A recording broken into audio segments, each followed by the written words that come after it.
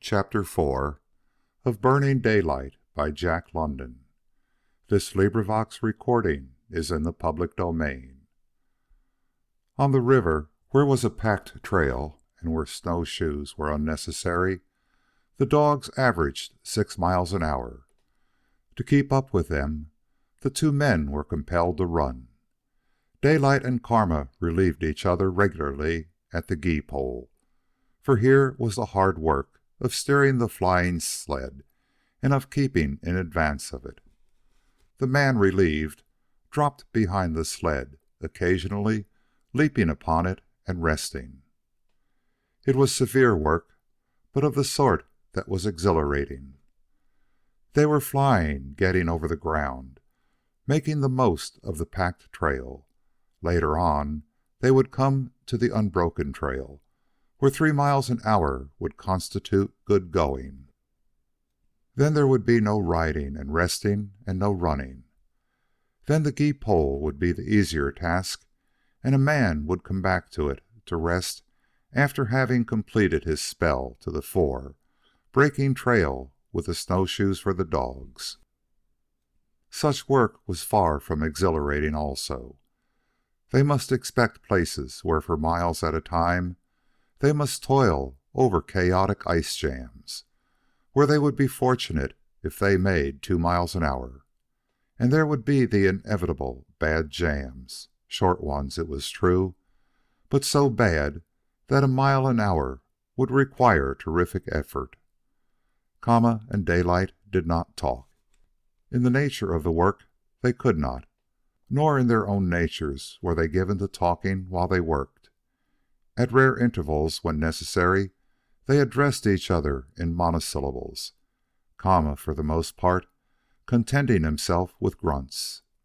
Occasionally a dog whined or snarled, but in the main the team kept silent. Only could be heard the sharp, jarring grate of the steel runners over the hard surface and the creak of the straining sled. As if through a wall, Daylight had passed from the hum and roar of the Tivoli into another world, a world of silence and immobility. Nothing stirred. The Yukon slept under a coat of ice 3 feet thick. No breath of wind blew, nor did the sap move in the hearts of the spruce trees that forested the river banks on either hand. The trees, burdened with the last infinitesimal pennyweight of snow their branches could hold, stood in absolute petrification. The slightest tremor would have dislodged the snow, and no snow was dislodged. The sled was the one point of life and motion in the midst of the solemn quietude, and the harsh churn of its runners but emphasized the silence through which it moved. It was a dead world, and furthermore a gray world. The weather was sharp and clear.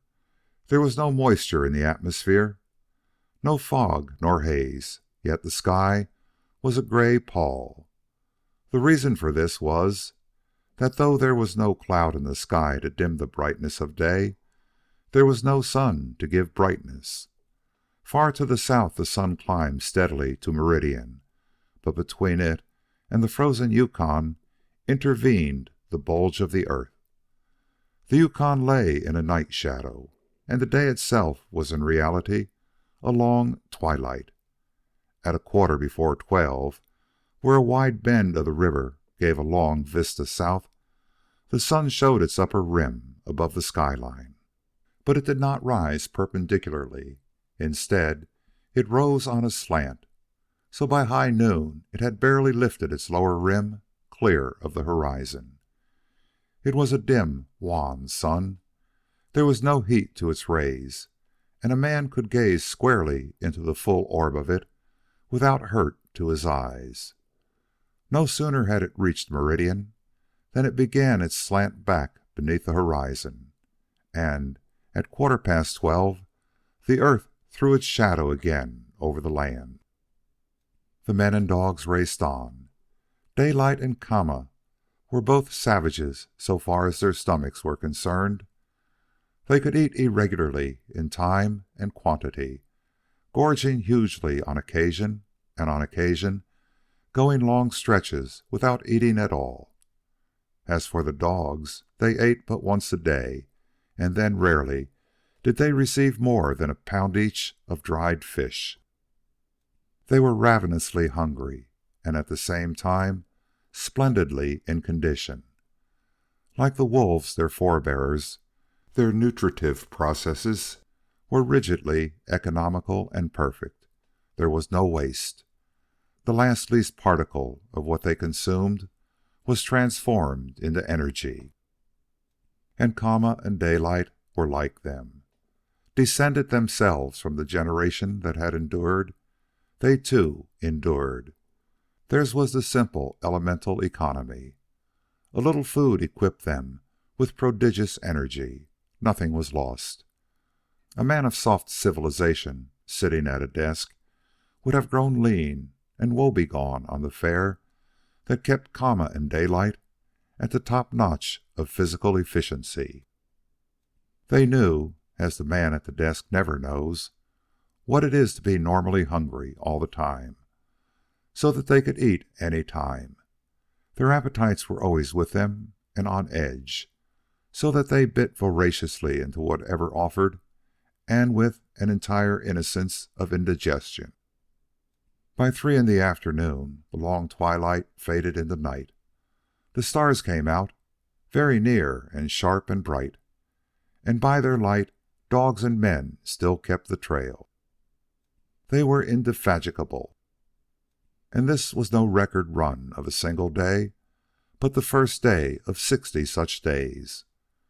Though Daylight had passed a night without sleep, a night of dancing and carouse, it seemed to have left no effect. For this there were 2 explanations. First, his remarkable vitality, and next, the fact that such nights were rare in his experience. Again enters the man at the desk, whose physical efficiency would be more hurt by a cup of coffee at bedtime than Daylight's by a whole night long of strong drink and excitement. Daylight traveled without a watch, feeling the passage of time and largely estimating it by subconscious processes. By what he considered must be 6 o'clock, he began looking for a camping place. The trail at a bend plunged out across the river. Not having found a likely spot, they held on for the opposite bank, a mile away. But midway they encountered an ice jam, which took an hour of heavy work to cross. At last Daylight glimpsed what he was looking for, a dead tree close by the bank. The sled was run in and up. Kama grunted with satisfaction, and the work of making camp was begun. The division of labor was excellent. Each man knew what he must do. With one axe, Daylight chopped down the dead pine. Kama, with a snowshoe and the other axe, cleared away 2 feet of snow above the Yukon ice and chopped a supply of ice for cooking purposes. A piece of dry birch bark started the fire, and Daylight went ahead with the cooking while the Indian unloaded the sled and fed the dogs their ration of dried fish. The food sacks he slung high in the trees beyond the leaping reach of the huskies. Next, he chopped down a young spruce tree and trimmed off the boughs. Close to the fire, he trampled down the soft snow and covered the packed space with the boughs. On this flooring, he tossed his own and Daylight's gear bags, containing dry socks and underwear and their sleeping robes. Kama, however, had 2 robes of rabbit skin to Daylight's 1. They worked on steadily, without speaking, losing no time.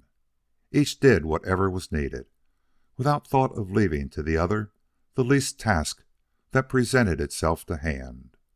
Thus Kama saw when more ice was needed and went and got it, while a snowshoe, pushed over by the lunge of a dog, was stuck on end again by Daylight. While coffee was boiling, bacon frying, and flapjacks were being mixed, Daylight found time to put on a big pot of beans. Kama came back, sat down on the edge of the spruce boughs, and in the interval of waiting, mended harnesses. "I think that Skookum and Booga make plenty fight, maybe," Kama remarked as they sat down to eat. "Keep an eye on them," was Daylight's answer. And this was their sole conversation throughout the meal. Once with a muttered imprecation, Kama leaped away, a stick of firewood in hand, and clubbed apart a tangle of fighting dogs. Daylight, between mouthfuls, fed chunks of ice into the tin pot, where it thawed into water. The meal finished, Kama replenished the fire, cut more wood for the morning, and returned to the spruce bough bed and his harness mending. Daylight cut up generous chunks of bacon and dropped them in the pot of bubbling beans. The moccasins of both men were wet, and this in spite of the intense cold. So when there was no further need for them to leave the oasis of spruce boughs, they took off their moccasins and hung them on short sticks to dry before the fire, turning them about from time to time. When the beans were finally cooked, Daylight ran part of them into a bag of flour sacking 1.5 feet long and 3 inches in diameter. This he then laid on the snow to freeze. The remainder of the beans were left in the pot for breakfast. It was past 9 o'clock, and they were ready for bed. The squabbling and bickering among the dogs had long since died down, and the weary animals were curled in the snow, each with his feet and nose bunched together and covered by his wolf's brush of a tail. Kama spread his sleeping furs and lighted his pipe. Daylight rolled a brown paper cigarette, and the second conversation of the evening took place. "I think we come near 60 miles," said Daylight. "I think so," said Kama. They rolled into their robes, all standing, each with a woolen Mackinaw jacket on in place of the parkas they had worn all day. Swiftly, almost on the instant they closed their eyes, they were asleep. The stars leaped and danced in the frosty air, and overhead the colored bars of the aurora borealis were shooting like great searchlights. In the darkness, Daylight awoke and roused Kama. Though the aurora still flamed, another day had begun. Warmed over flapjacks, warmed over beans, fried bacon, and coffee composed the breakfast. The dogs got nothing, though they watched with wistful mien from a distance, sitting up in the snow, their tails curled around their paws. Occasionally they lifted one forepaw or the other, with a restless movement, as if the frost tingled in their feet. It was bitter cold, at least 65 below zero, and when Kama harnessed the dogs with naked hands, he was compelled several times to go over to the fire and warm the numbing fingertips. Together the two men loaded and lashed the sled. They warmed their hands for the last time, pulled on their mittens, and mushed the dogs over the bank and down to the river trail. According to Daylight's estimate, it was around 7 o'clock, but the stars danced just as brilliantly, and faint, luminous streaks of greenish aurora still pulsed overhead. 2 hours later, it became suddenly dark, so dark that they kept to the trail largely by instinct, and Daylight knew that his time estimate had been right. It was a darkness before dawn, never anywhere more conspicuous than on the Alaskan winter trail. Slowly, the gray light came stealing through the gloom, imperceptibly at first, so that it was almost with surprise that they noticed the vague loom of the trail underfoot. Next, they were able to see the wheel dog, and then the whole string of running dogs and snow stretches on either side. Then the near bank loomed for a moment and was gone, loomed a second time and remained. In a few minutes the far bank, a mile away, unobtrusively came into view, and ahead and behind, the whole frozen river could be seen, with off to the left a wide, extending range of sharp-cut, snow-covered mountains. And that was all. No sun arose. The gray light remained gray. Once during the day a lynx leaped lightly across the trail under the very nose of the lead dog and vanished in the white woods. The dog's wild impulses roused. They raised the hunting cry of the pack, surged against their collars, and swerved aside in pursuit. Daylight, yelling "Whoa!" struggled with the gee pole and managed to overturn the sled into the soft snow. The dogs gave up. The sled was righted, and 5 minutes later they were flying along the hard-packed trail again. The lynx was the only sign of life they had seen in 2 days, and it, leaping velvet-footed and vanishing, had been more like an apparition. At 12 o'clock, when the sun peeped over the earth bulge, they stopped and built a small fire on the ice. Daylight, with the axe, chopped off chunks of the frozen sausage of beans. These, thawed and warmed in the frying pan, constituted their meal. They had no coffee. He did not believe in the burning of daylight for such a luxury. The dogs stopped wrangling with one another and looked on wistfully. Only at night did they get their pound of fish. In the meantime, they worked.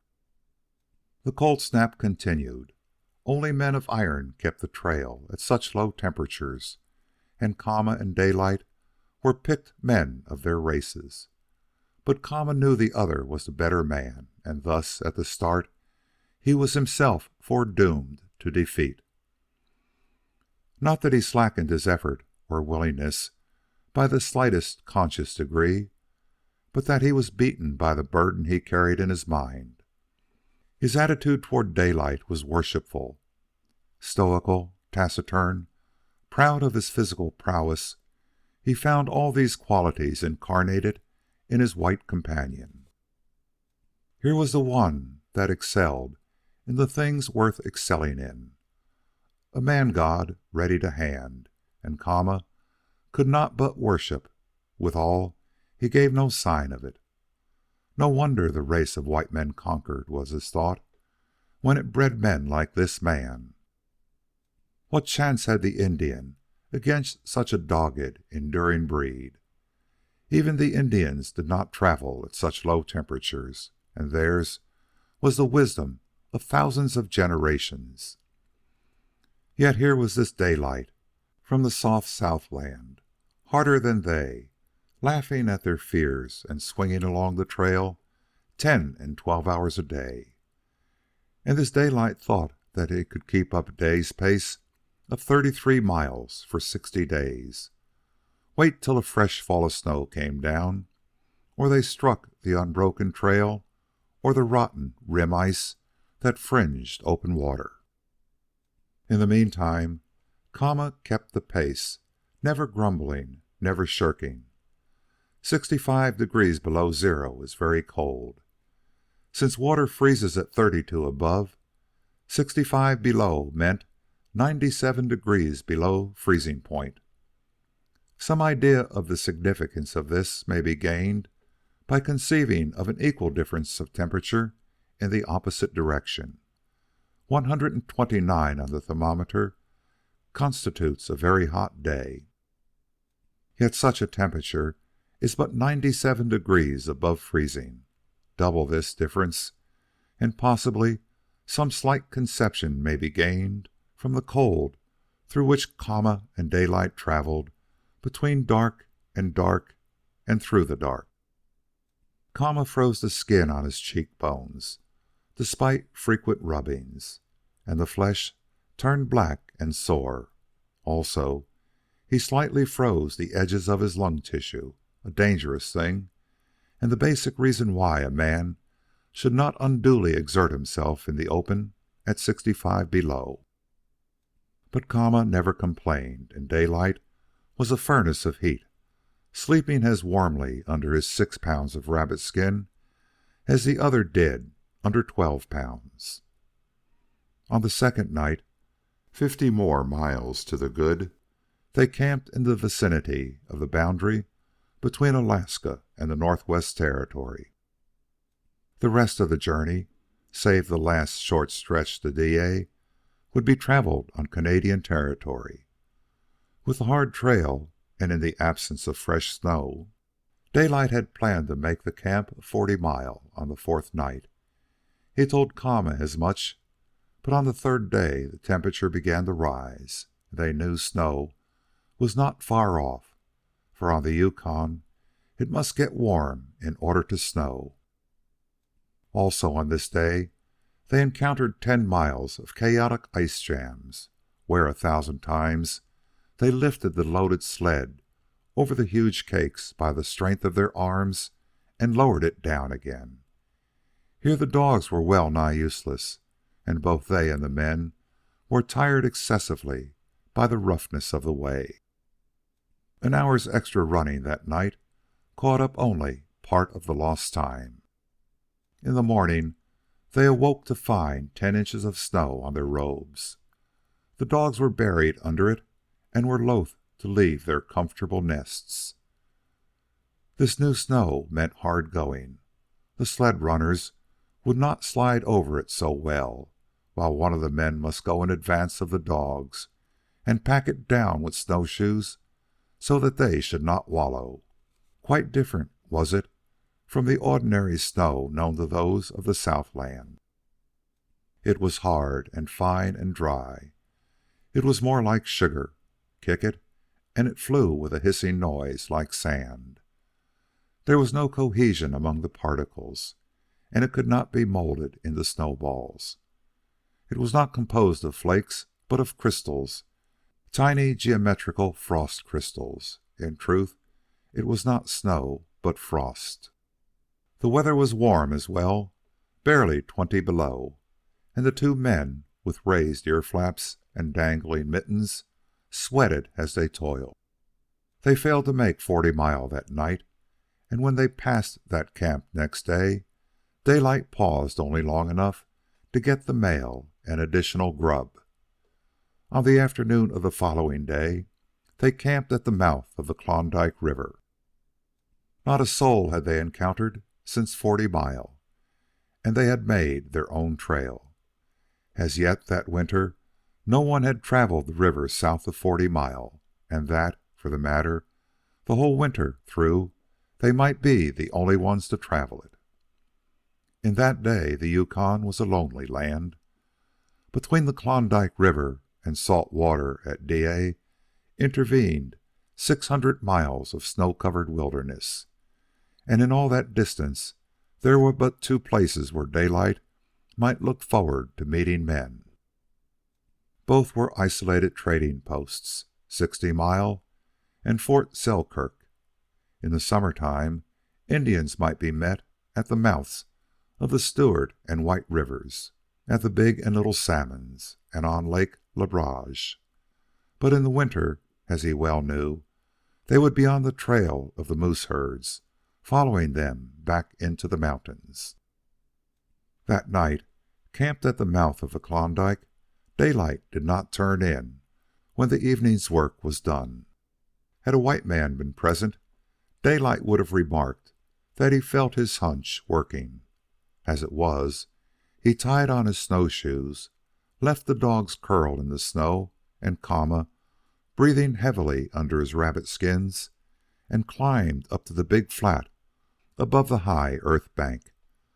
But the spruce trees were too thick for an outlook, and he threaded his way across the flat and up the first steep slopes of the mountain at the back. Here, flowing in from the east at right angles, he could see the Klondike, and bending grandly from the south, the Yukon. To the left and downstream, toward Moosehide Mountain, the huge splash of white from which it took its name, showing clearly in the starlight. Lieutenant Schwatka had given it its name, but he, Daylight, had first seen it long before that intrepid explorer had crossed the Chilcoot and rafted down the Yukon. But the mountain received only passing notice. Daylight's interest was centered in the big flat itself, with deep water along its edge for steamboat landings. "A sure enough likely town site," he muttered. "Room for a camp of 40,000 men. All that's needed is the gold strike." He meditated for a space. "$10 a pan'll do it, and it'll be the firedest stampede Alaska ever seen. And if it don't come here, it'll come somewhere hereabouts. It's a sure good idea to keep an eye out for town sites all the way up."